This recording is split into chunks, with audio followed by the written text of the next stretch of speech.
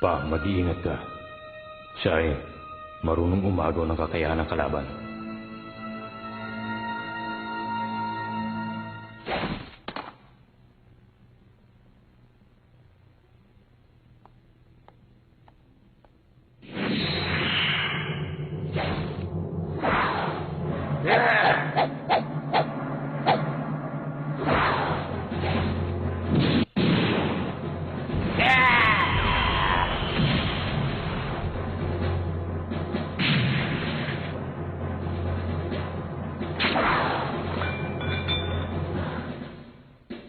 Medyo mahirap talaga kapag dalawang kalaban mo. Tumalab sa akin balat ang ginawa niya. Masasabi ko mahusay ang armas na yun. Kung titingnan kong disenyo, ang modelo ay gawa ni Benz. Sigurado may lason.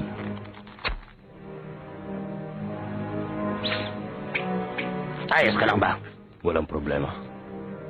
Sigurado ka bang walang problema? Isang patak lang ng laso na yan, kaya ng pabagsakan ng isang elepante. Kayang mang-agaw ng kakayahan ng iba.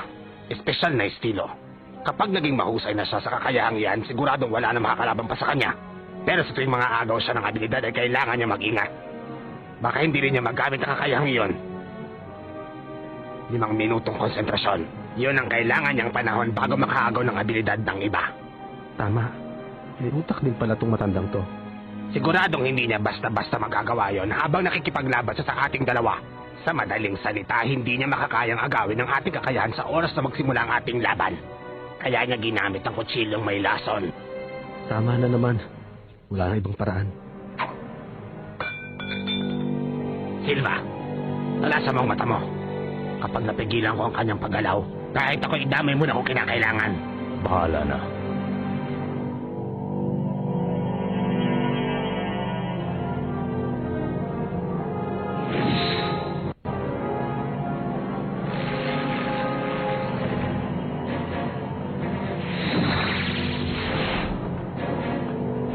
Pagpapabunga. Mukhang mahihirapan kami dito. Siguro ay isa ito sa mga kayahang naagaw niya. Hindi ako pwedeng sumugod kaagad nang hindi nalalaman kung anong kakayahan nito. Makikita natin ngayon kung ano ay pinagmamalaki mo. Nagsasayang ka lang ng oras. Ha! Yeah! Yeah! Alam ko na. Ang kakayahan nun ay para mailagay ang kapangyarihan ng iba sa libro. Tapos ay isa-isa niyang gagamitin sa pakikipaglaban.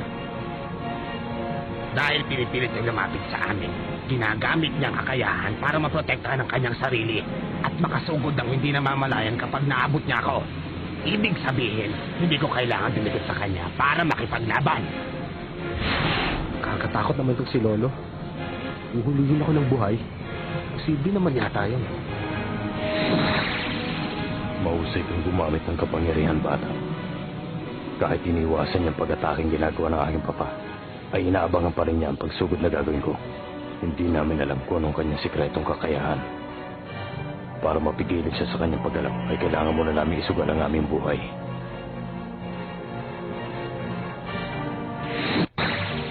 Yeah!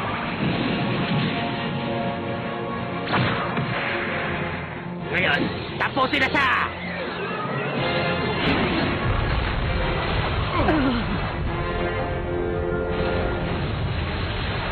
Ano yun? Ano ba nangyayari sa lugar na to? Sa basement nang galing ang pagsabog na yon. Tumabi kayo dyan! Huwag kayong humara sa akin dadaanan! Sandali lang. Huminahon po kayong lahat. Nakausap ko ng 10 pinuno at nasa linya pa rin sila hanggang ngayon. Makakausap nyo sa silid ng subastahan.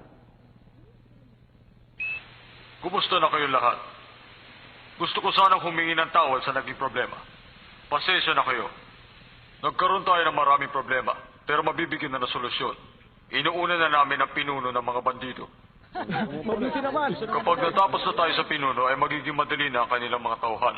Hayaan na natin ang mga profesional na humuli sa kanila. Narinig nyo naman, pinapanood ng 10 pinuno ang lahat ng nangyayari dito. Kaya huwag kayong mag-alala. Ipagpapatuloy pa rin natin ang subastahan.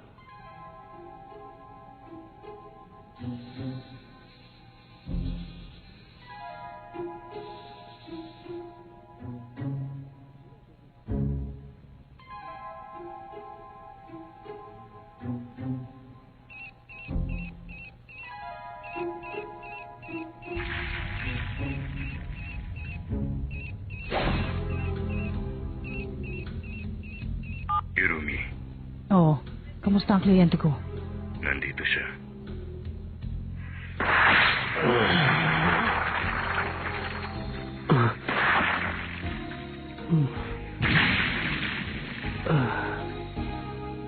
Nakikipaglaban ka pa rin ba? Buhay pa ba siya hanggang ngayon? Mabuti naman. Pagsabi sa kanya na tinapos ko na ang 10 pinuno. Dideposito na lang niya ang pera sa aking account, ha?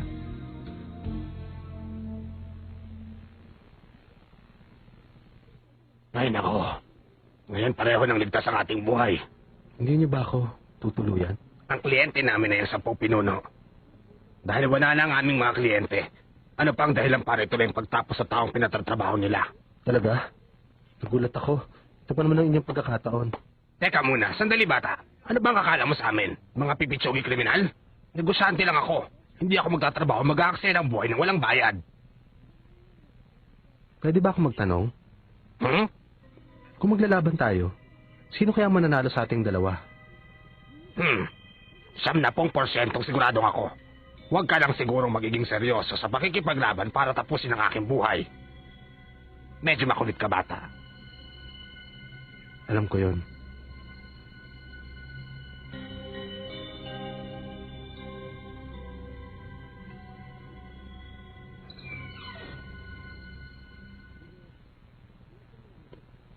Ay. Ang galing. Hindi ko naagaw ang kanilang kakayahan. Oo, maghintay na lamang kayo sa ospital. Ipadadala ko siya doon. Sigurado ko ba ligtas tayo sa ating dadaanan? Kung atakihin talaga nilang ambulansya, papunta pa lang dito ay ginawa na nila. Kaya siguradong ligtas tayo pag alis sa lugar na ito.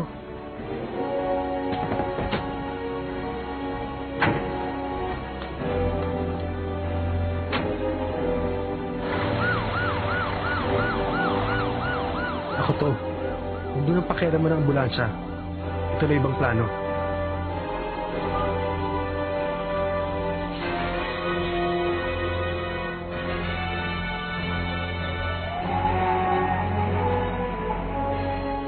Maraming salamat sa inyong paghihintay. Sisimulan na po natin ngayon ang unang bagay na isusubasta. Handa na ba kayong lahat? Ay, masyado akong natakot doon sa nangyari kanina, pero basta walang nadisgrasya sa mga bisita kong komunidad, kaya ayos lang. Ha? Maraming salamat, kaibigan.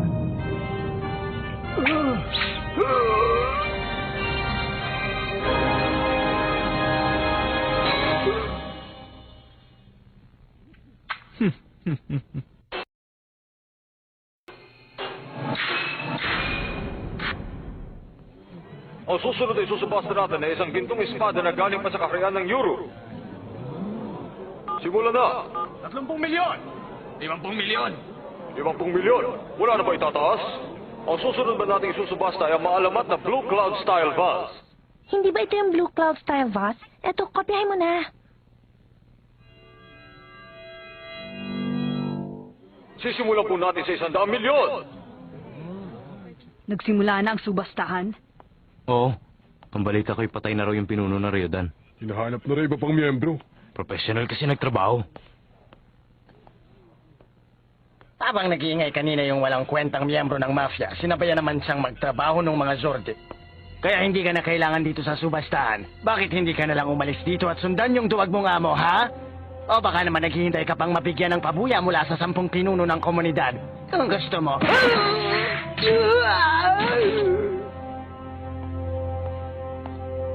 Ang ilong ko! Ang ilong ko!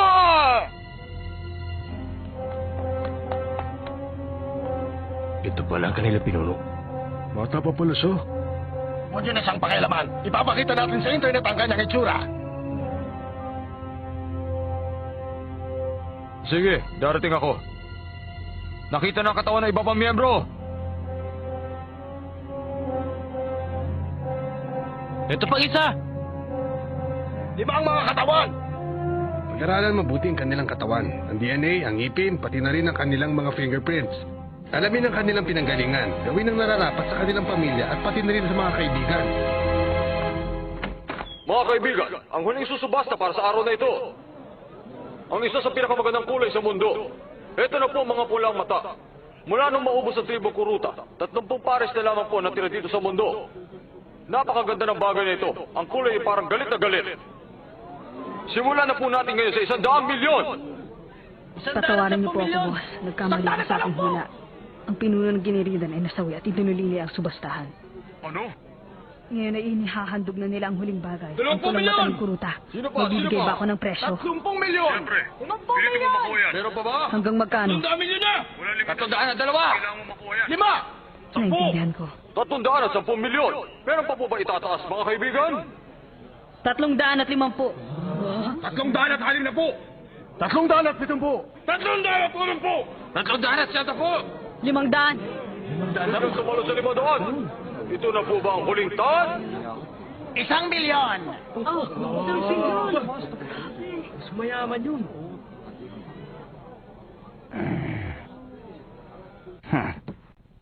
Ano? 2.9 billion? Oo. Tumawad ng tumawad yung kalbong sumuntok sa nung isang araw. Si Zenji. Hindi ko inaasahang aabot sa ganong kalaki. Ang giterong baboy na yan. Pero ayos lang. Basta't nandyan ang aking anak na si Neon, mababawi ko rin yun agad. Sige, walang problema. Maraming salamat. Isa itong malaking puhunan para makakyat sa itaas. Habang nasa akin ka, wala akong magiging problema. Ikaw ang aking huling baraha. Mula noon at magpakailanman.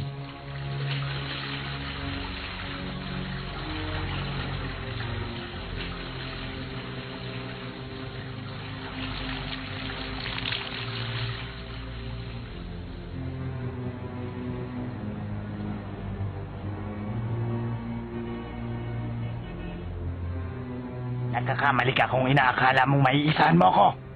Tumigil ka! Alis dyan.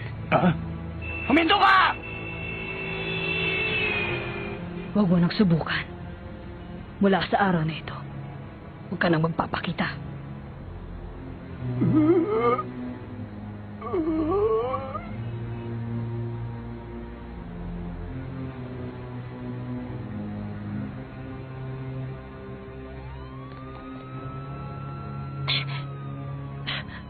Kurapika!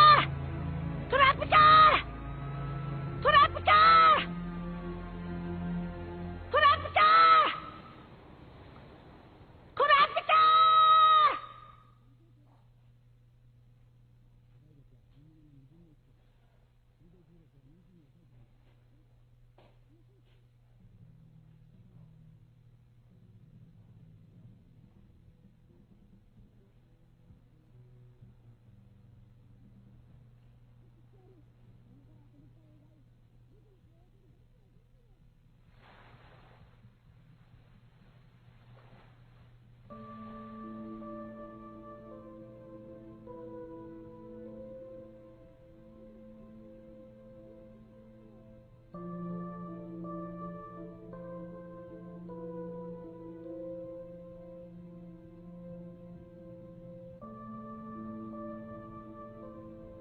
Kami ni Kiluwa ay nakausap ng Ryodan.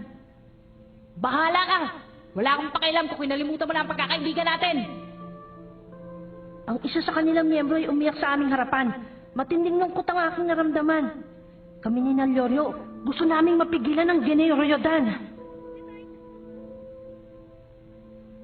Hindi niyo na kailangan gawin yun, Gon. Wala nang spider. Ganon din ang aking layunin.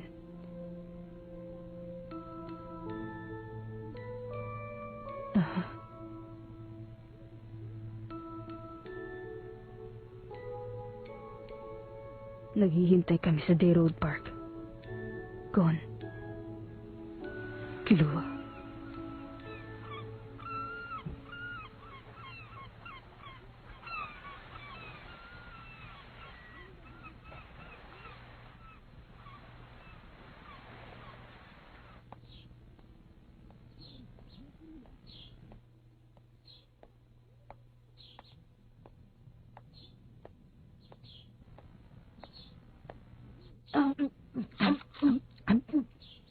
Kurapika!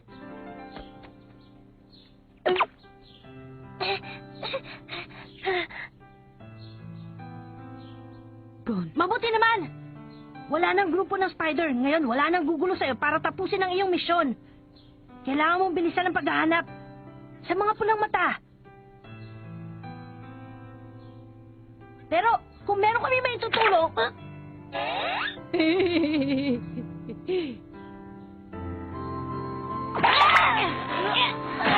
Simula eh!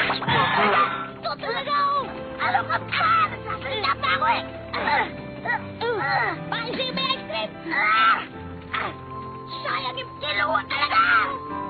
Sayang yung ice cream ko! Hello? Kumusta ka na? Mabuti naman ang lagay ko. Sa wakas, nagkita rin tayong muli.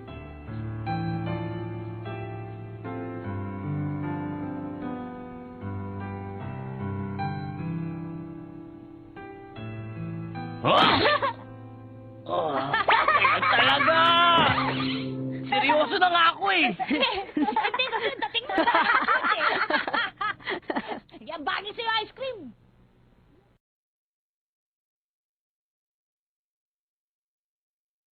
「そして道の上」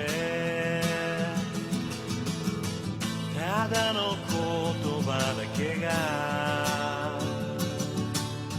「一つ溶け出して」「君に染みてゆく」「この太陽は夜も輝いて」導く幻が踊る街にさよならの鐘が鳴る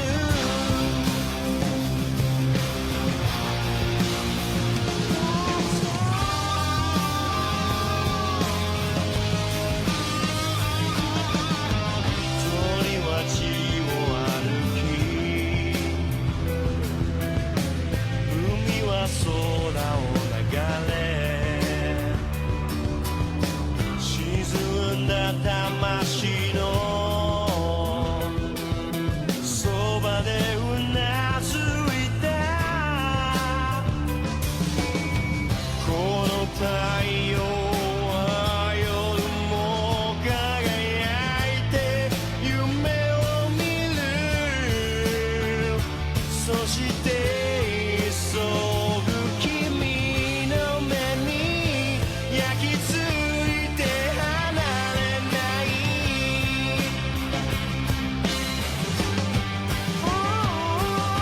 終わりなく続く歌想いさえ超えてゆく君の目に映るように胸の奥開けたまま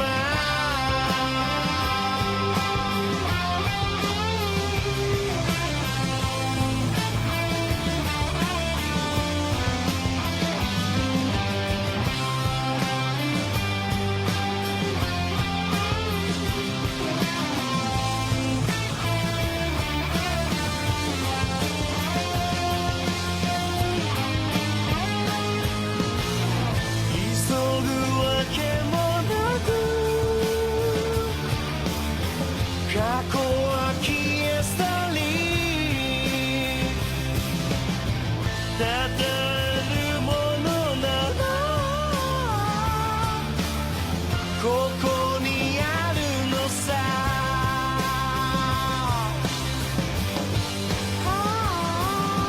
終わりなく続く歌想いさえ超えてゆく君の目に映るように胸の奥開けたまま